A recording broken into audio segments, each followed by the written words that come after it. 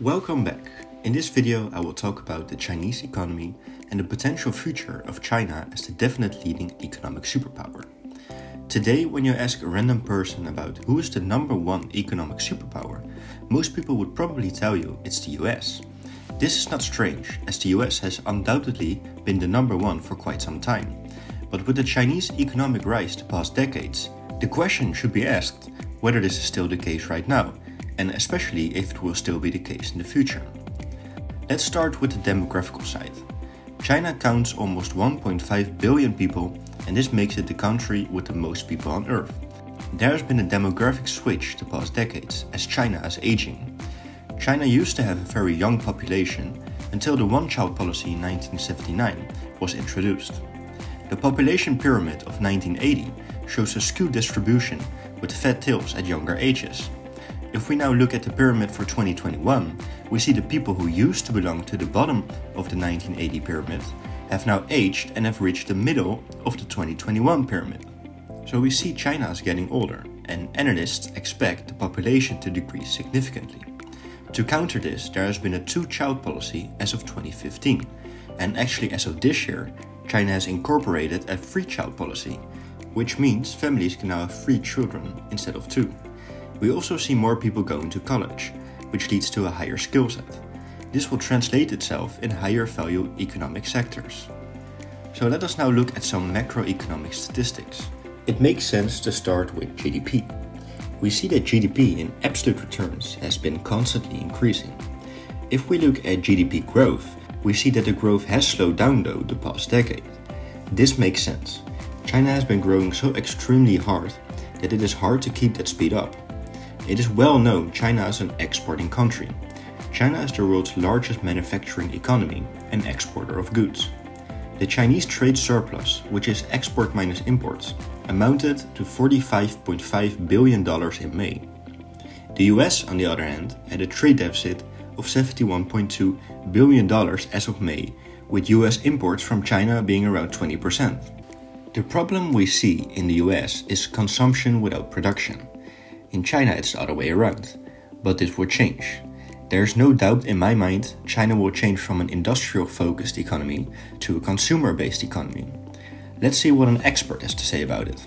Will China move to become more of a consumer-driven economy rather than the industrial powerhouse that it is right now as we, of course, move over the next decade or two? Well, look, China is at a per capita income level where in most other countries that has happened. So beyond $10,000, you see demand more driven by consumption. And I have little doubt that will also be happening in China. So all of this tells us China is economically in a very strong position to overtake the US. Let's look at a monetary perspective. The dollar still is the world reserve currency, which means central banks all over the world hold significant amount of dollars in their reserves. What we are seeing as of lately is China getting rid of dollars and getting rid of US treasuries. China understands the upcoming devaluation of the dollar with the printing presses overheating and profit from this opportunity to cash out on debt securities while they still can. In addition to this, China is buying significant amounts of gold and has launched its digital yuan. The digital yuan has been the first major digital currency to be launched. China clearly wants to be the first without competitors, as we saw China banning Bitcoin, for example. All of these developments tell me China is positioning itself really well for the future, getting out of the dollar, buying gold, launching their digital currency. I truly believe the yuan will become the world reserve currency in the future. But how about welfare? A big issue in China is the skewed income distribution. Yes, China is getting richer as a whole, but income inequality has increased a lot as well.